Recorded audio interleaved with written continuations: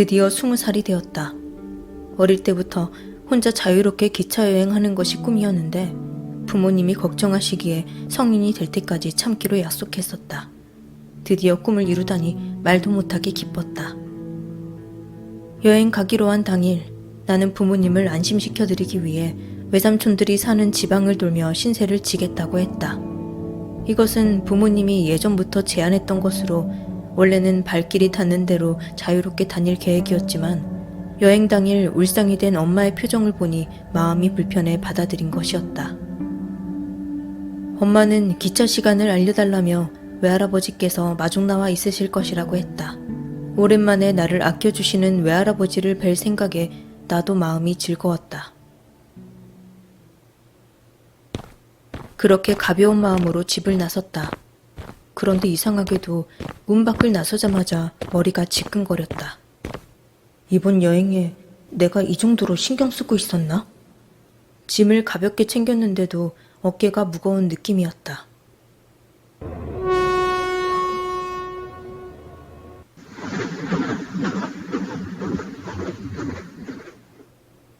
그러나 기차에 올라타니 언제 그랬냐는 듯 두통도 없어지고 몸이 가벼워졌다. 예약한 좌석은 통로 방향. 창밖을 바라보고 앉아 쉬고 있는데 어디선가 익숙한 듯 낯선 향기가 은은하게 풍겨오기 시작했다. 최근 몇 주간 집에 있을 때 꽤 맡아본 향기 같은데 무슨 향이지? 꽃향기 같은데 말이야.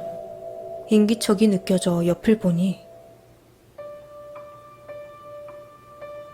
내 또래로 보이는 여자가 수줍게 서 있었다. 하얀 피부에 까맣고 긴 곱슬머리, 수수한 하얀색 원피스를 입은 여자였다. 어디선가 본 듯 하면서도 모르는 사람이었다. 그 여자는 조심스러운 듯 미소 지으며 말했다. 저 잠깐 비켜주실 수 있나요?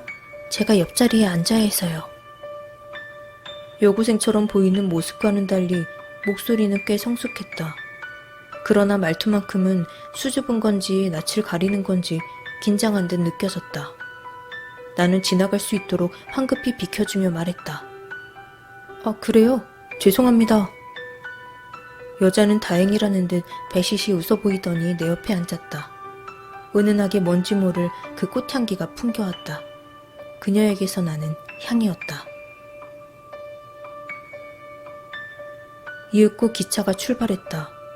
음악을 들으며 갈 생각이었는데 여자가 나에게 말을 걸었다. 몇 살이에요?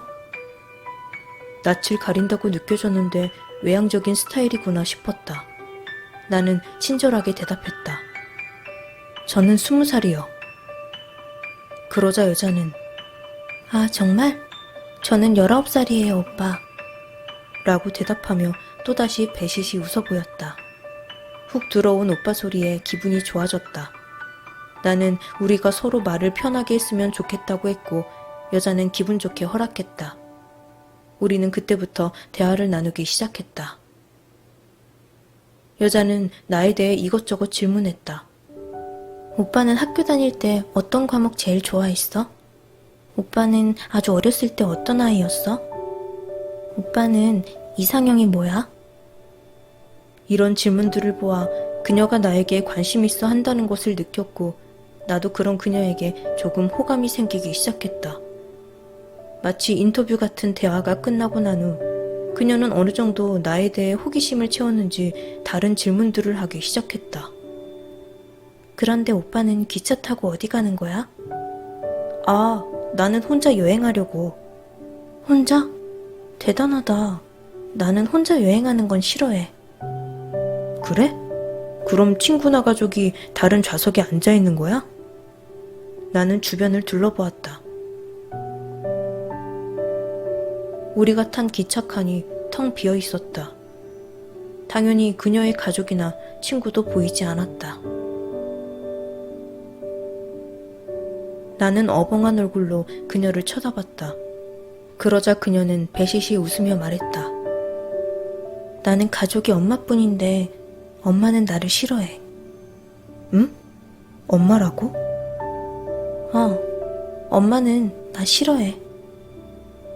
나는 그녀의 민감한 부분을 건드리는 건가 싶어 다른 주제로 성급히 말을 돌려버렸다. 또래 친구와 나눌 법한 학교나 친구에 대한 대화는 나누지 못했다. 어쩐지 그런 주제가 나올 때면 그녀는 숨소리조차 들리지 않을 정도로 조용해졌다. 나는 그녀의 학교 생활이 힘든 것인가 싶어 가벼운 농담으로 또다시 주제를 돌려버렸다. 그리고 어느새 기차에서 내려야 할 때가 되었다. 나 이제 곧 내려야 하는데 너는 한참 더 가야 되는 거야? 내가 이렇게 묻자. 그녀는 조용히 미소 지어 보이기만 할 뿐 대답하지 않았다. 그 웃음의 의미를 알 수 없는 와중에 그녀가 갑자기 여러 번 나에게 물었다. 오빠는 계속 혼자 여행할 거지? 그렇지? 그렇지. 혼자 가는 거 심심하지 않아? 글쎄. 왜? 아니, 그냥 따라가고 싶어서. 나는 그런 그녀가 귀엽게 느껴졌다. 하지만 연락처나 메신저 같은 것을 물어볼 용기가 나질 않았다. 결국 나는 이만 가볼게 라는 말만 남기고 기차에서 후다닥 내려버렸다. 부끄러워서 어쩔 수가 없었다. 용기가 나질 않았으니. 그렇게 기차에서 내려 나를 마중 나왔을 외할아버지를 찾았다. 그런 와중 내 몸에서 그녀의 꽃향기가 은은하게 느껴졌다. 향기가 내 옷에 배었나 보네. 아, 내가 왜 그랬지? 번호 물어볼걸. 그때 가까운 곳에 외할아버지가 보였다. 나는 손을 크게 흔들어 보였다. 그러자 외할아버지도 나를 발견하고 다가오셨다. 할아버지! 나는 빠르게 달려가 크게 포옹했다. 그런데 외할아버지는 나를 거세게 밀쳐버리셨다. 뭐냐? 할아버지? 왜요? 할아버지는 한참 나를 쏘아보시더니 잔뜩 겁먹은 내 표정을 보고는 웃어 보이셨다. 아이고, 우리 아가. 내가 장난을 친 건데 많이 놀랐구나. 그러고는 말없이 나를 차에 태우셨다. 차에 올라타고 나서도 묘하게 이상한 분위기를 느꼈지만 갑자기 두통과 함께 몸이 무거운 느낌이 들어 잠에 빠져들었다. 시골차에서 나는 편안한 냄새 때문인지는 몰라도 내 옷에 배었을 그 아이의 꽃향기가 잘 느껴지지 않았다. 잠시 후 외할아버지 댁에 도착했는지 할아버지의 음성이 들려왔다. 아가, 이제 일어나렴. 나는 무겁게 감고 있던 눈꺼풀을 겨우겨우 뜨기 시작했다. 그런데 기차 안이었다. 내가 타고 왔던 그 기차 안. 뭐야? 나 이제까지 꿈꾼 건가? 눈꺼풀은 여전히 무겁고 졸린 것을 보아 아무래도 그녀와의 대화 중에 잠이 든 모양이다. 오빠, 일어났어? 나는 내가 얼마나 웃긴 표정으로 자는지 알고 있기에 부끄러워서 그녀의 얼굴을 쳐다보지 못했다. 여전히 사람이 없는지 고요한 기차 안. 정신 차려야지. 연락처도 꼭 물어볼 거야. 이런 생각으로 정신을 다잡고 있는데 갑자기 그녀가 서늘한 목소리로 말했다. 혼자라며. 나는 깜짝 놀라 그녀 쪽으로 고개를 돌렸는데 텅 빈 공간, 내 옆좌석에는 아무도 없었다. 그리고 갑자기 주변의 소음이 밀려들어왔다.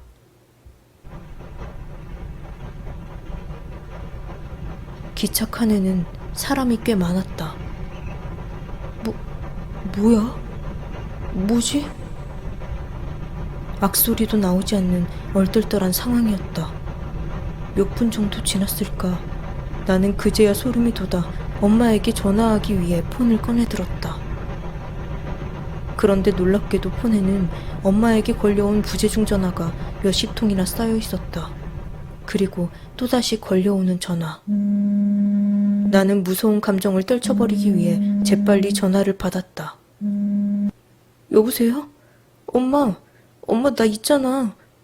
급하게 조금 전 겪은 상황을 얘기하려고 하는데 엄마가 목소리를 떨며 말했다. 아까 할머니가 할아버지 쓰러져 계신 거 발견했는데 돌아가셨단다. 어떡하니? 외할아버지께서 급성 심근경색으로 돌아가셨다는 소식이었다. 나는 부모님이 알려준 병원으로 향했고 그곳에서 한참을 우시는 외할머니를 만났다. 그렇게 나는 할아버지를 마지막으로 뵙지도 못하고 보내드리게 된 것이다. 할아버지 얼굴을 꿈에서라도 뵐 수 있어서 다행이라고 생각해야 하나. 살아생전 만남을 코앞에 두고 뵙지 못한 것이 마음이 아팠다. 이후 장례식장에 들어서 국화꽃을 준비해 놓으려고 하는데 나는 그만 깜짝 놀라고 말았다. 최근 몇 주 전부터 집에 있을 때 은은하게 나던 향기. 기차에서 만난 그녀의 몸에서 나던 그 향이었다. 그 향기는 국화향기였던 것이다. 나는 소름이 돋았다. 진정 내가 만난 그 존재는 뭐란 말인가? 그 여자 귀신인가? 저승사자인가? 뭐야 도대체? 내가 혼란한 생각에 멍하니 있자 엄마는 내 등을 쓰다듬으며 말했다. 우리 아들 많이 놀랐구나. 엄마도 충격이야. 할아버지가 이렇게 떠나실 줄은 몰랐어. 끝까지 잘 모셔서 좋은 곳으로 가시게 잘하자. 나는 나보다 더 슬플 엄마를 위해 정신을 가다듬었다. 장례를 마치고 아빠 차를 타고 집에 돌아가는 길, 나는 뒤늦게 외할아버지께서 돌아가셨다는 것이 실감되어 한참을 울다 잠들었다.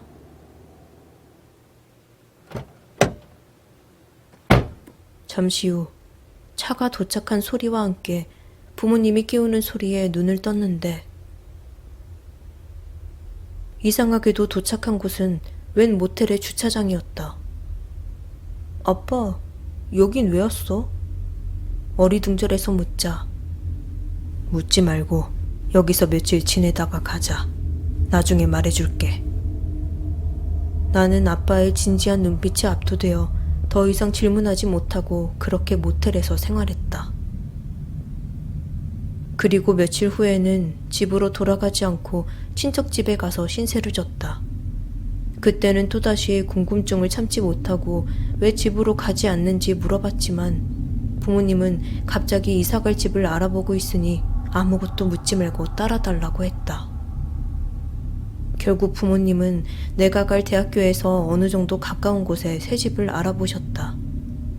원래 살던 곳보다 작은 집이었지만 다니게 될 학교와 가깝다는 점에서는 마음에 들었다. 그때부터도 나도 더 이상 질문하지 않았다. 그때의 일들을 나도 잊어버리고 싶었기 때문이다.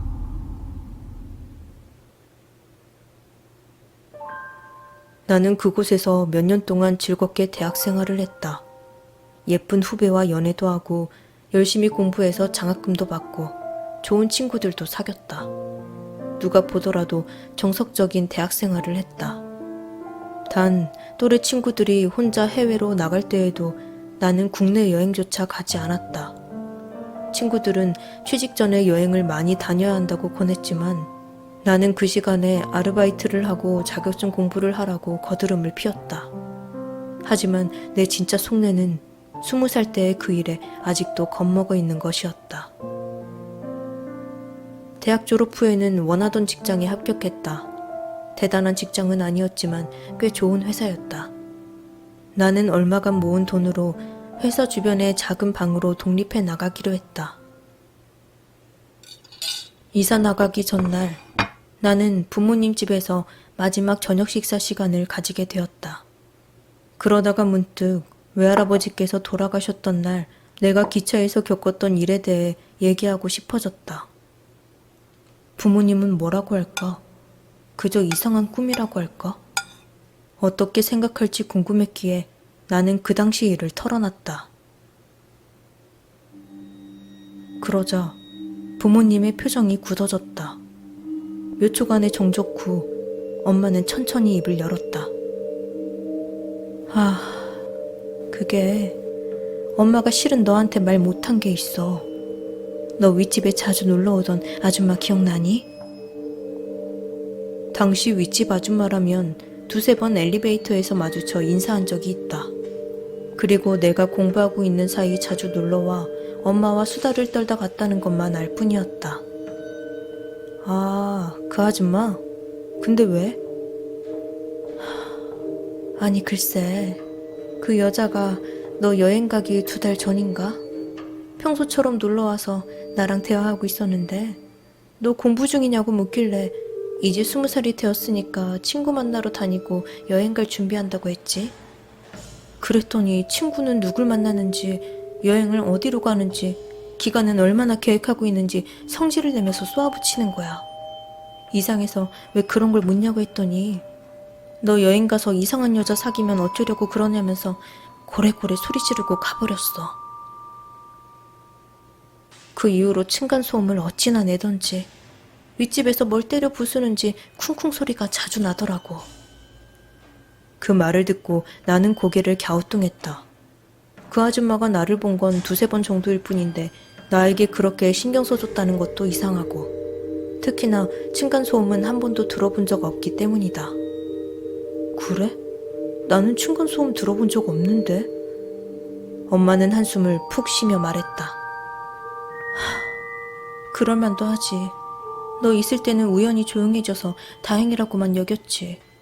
그런데 알고 보니까 그게 우연이 아니더라. 이어지는 말들은 나를 소름 돋게 만들었다.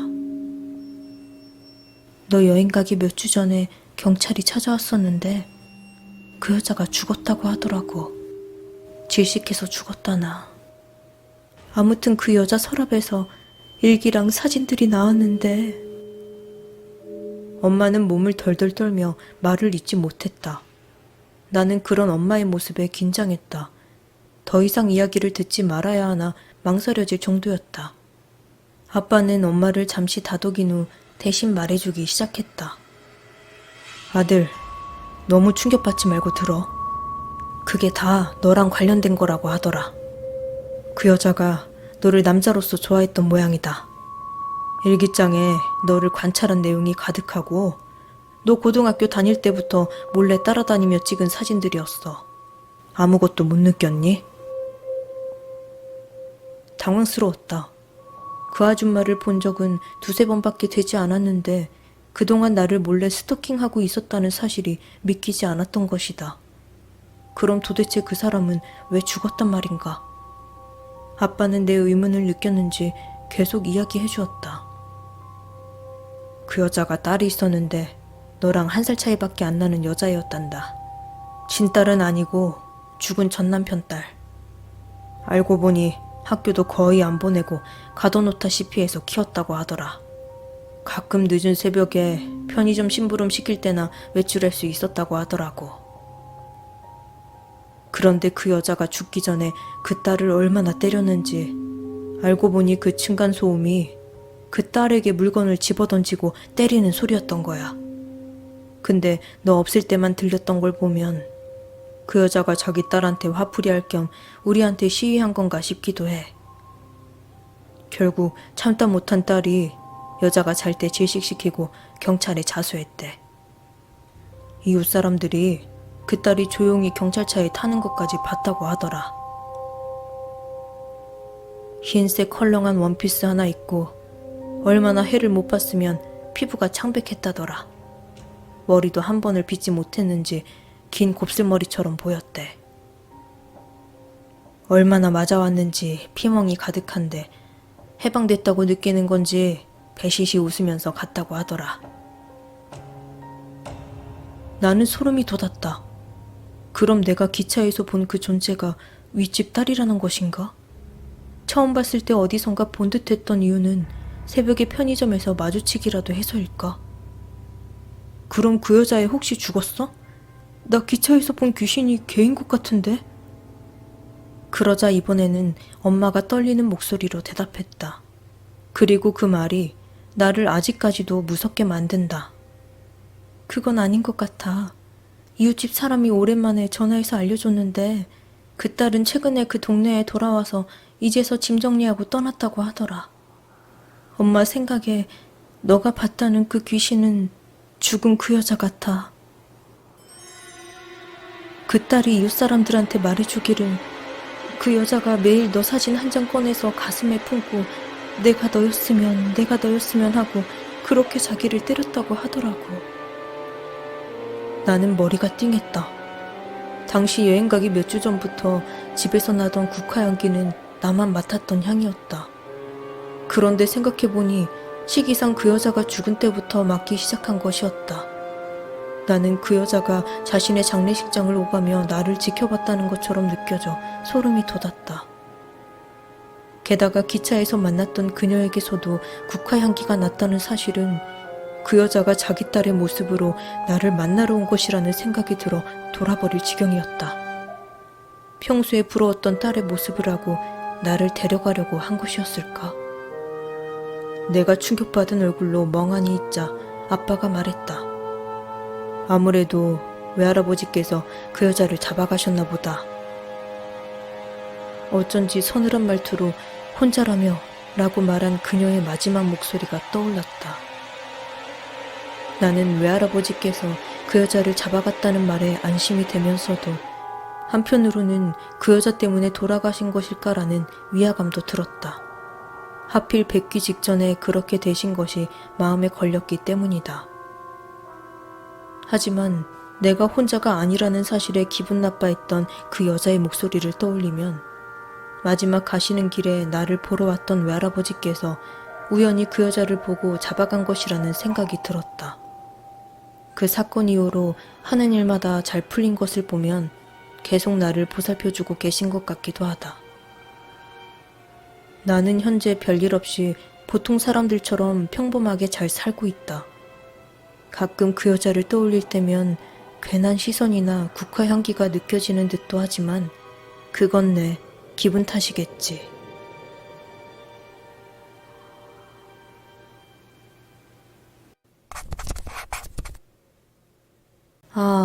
당시에 할아버지 장례식 이후로 부모님이 저를 집으로 데려가지 않고 이사를 간 이유에 대해서는 최근에서야 들을 수 있었습니다.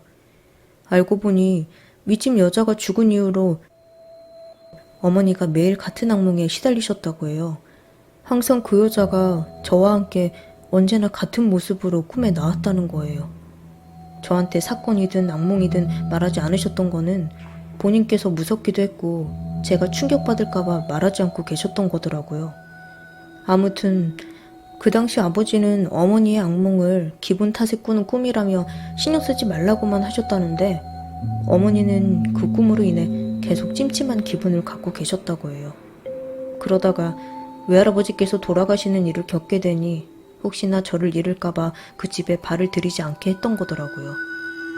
그 꿈의 내용은 그 여자가 제 어깨 위에 올라타고 앉아서 제 눈을 두 손으로 가리고 입이 찢어져라 미소 지으며 내려다보고 있는 꿈이었다고 해요. 오늘의 이야기는 여기까지입니다. 과연 그 여자는 사라지고 없는 걸까요? 아니면 아직 이 남자의 곁에 머물고 있는 걸까요? 마녀연의 괴담 오늘의 이야기는 여기서 마칠게요. 구독과 좋아요 부탁드립니다. 감사합니다.